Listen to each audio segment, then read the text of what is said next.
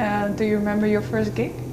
I do. There's a little place in Stephenville, Texas called the Waterhole. It was a little bar that we used to go hang out in, and it was just a really small bar. It had one little pool table in it.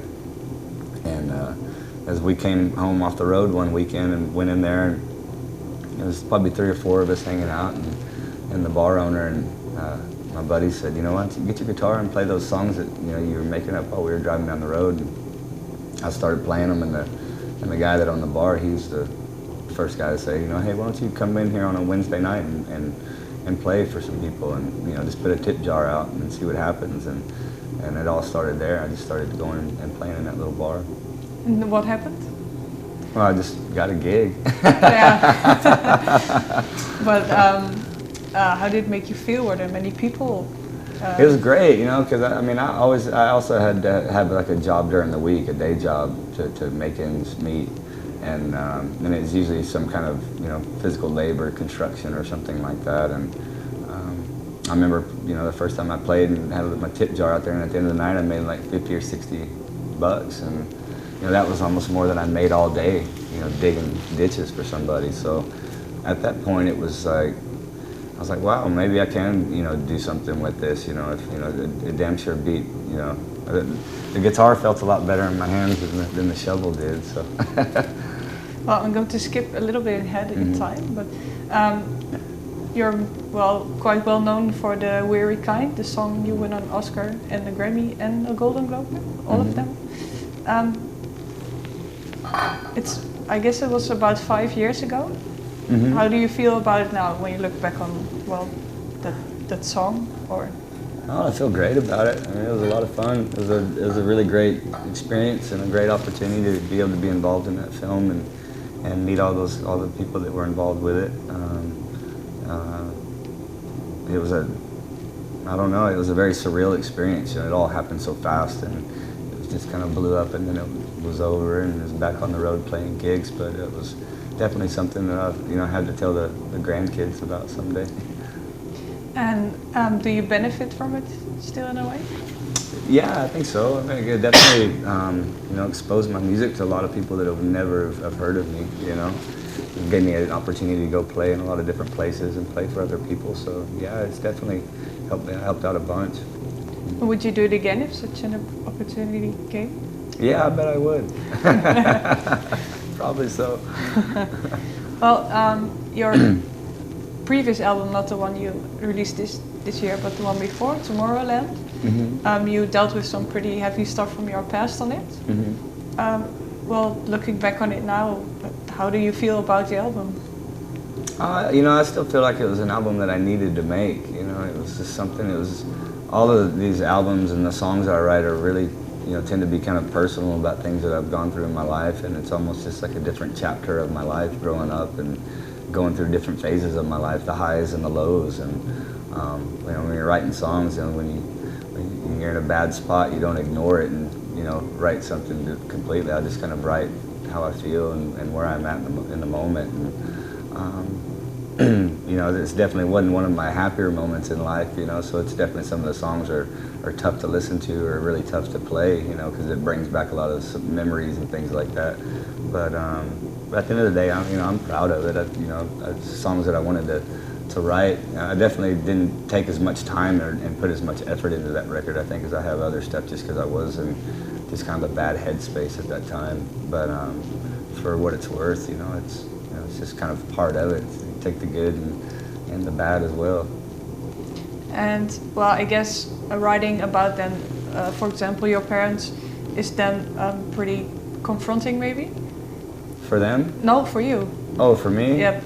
Well, but how did you then get through it if you're in a bad place in your mind? That's what I mean. Well, it just took time. After that, during that record and those few years in and before that, it was just a rough thing. But I took some time off from the road and went and talked to some people and got some help, and just I've always tried to really remain optimistic in my life and be hopeful. Even when every time I think things are rough or I have hard times, I just turn and look at the people that live next door to you, or the people that live next door to them. They go through the same kind of stuff too. Everybody has troubles and hard things. You just have to try to look at the good things in life and not dwell on the bad stuff, and look at all I have a lot of great stuff that's going on in my life as well, and so you just kind of hold on to the good and let go of the bad.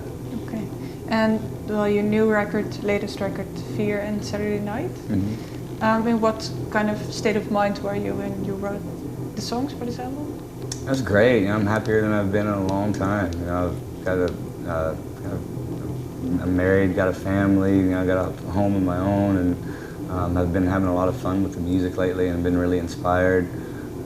I had a lot of fun working on the songs, and really kind of felt like I'd put a lot of that other stuff behind me, so I could move on and just focus on the stuff down the road. And I feel really good about the album.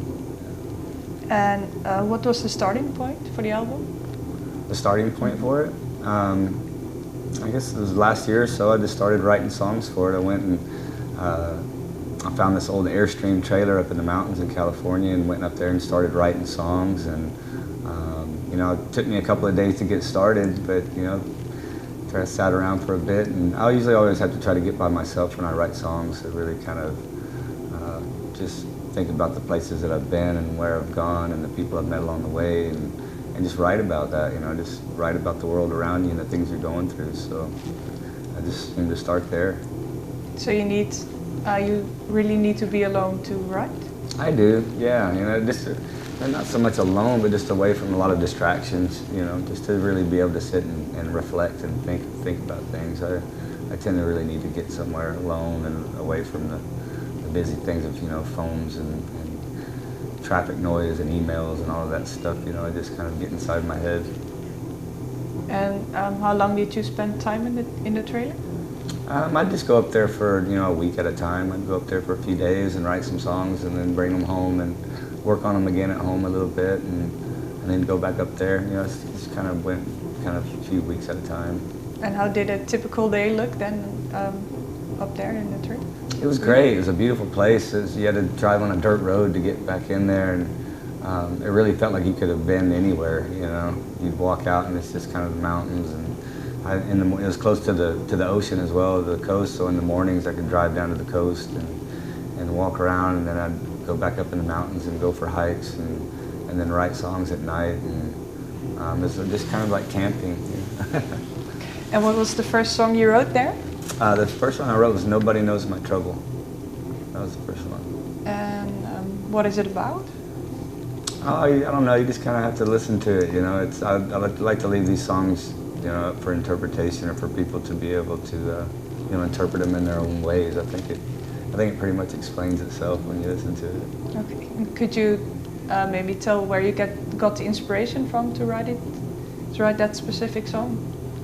I was really just wanting to get something just to start with. It was the first song that I really wrote for the record, and I wasn't really trying too hard. I just wanted to write something simple, and just with a few chords, something with a simple chord progression and a simple melody. And I was up there for a couple of days before I really wrote anything, and then all of a sudden it just all started pouring out, and I wrote the song in about 5 or 10 minutes. So it always seems to happen like that. It takes a little bit, and then once you get started, then it just kind of flows out. Okay. And your Broken Heart Tattoo was a letter to your child, or at least that was intended as that. Mm-hmm. And I also read that you are going to be a father soon. Mm-hmm. Did you already know that then or not? No, I didn't when I wrote it, but my wife and I had been talking about having kids for a while, so it was on my mind. I think that conversation had already been started, so you start thinking about what it's going to be like and what you would be like as a parent and all of that kind of stuff. So that's what kind of got me thinking about it, and I just wrote it. And what do you hope to be like as a parent? Oh, hopefully I know all the, hopefully I know some things not to do, Okay, and looking back on the song, and now that you know this, would you still write the same type of letter? Yeah, I would, yeah. Okay. Let's see. The album title, Fear and Saturday Night. It's also a song. Is it an important song to, and was it an important song in that you named the album after it, or can you explain it? Yeah, I mean, in a way, I mean, I wrote the song before, you know, I named the album. I'd written all the songs, and I was looking for a title for the album, and that song and that title just kind of stuck out to me, and it kind of seemed to sum up the whole album for me. It's just kind of, you know, coming out of some of the darker years of my life into the light, you know, as you say, it just seems that, you know, the world can tend to be a scary place sometimes, but you know, you can't hide from it. You know, you can't just, you know, lock yourself away, and you know, you have to get out there and look the world in the eyes. So that really just kind of seemed to sum it up. Okay, well, thanks for your time. Yeah, thank you.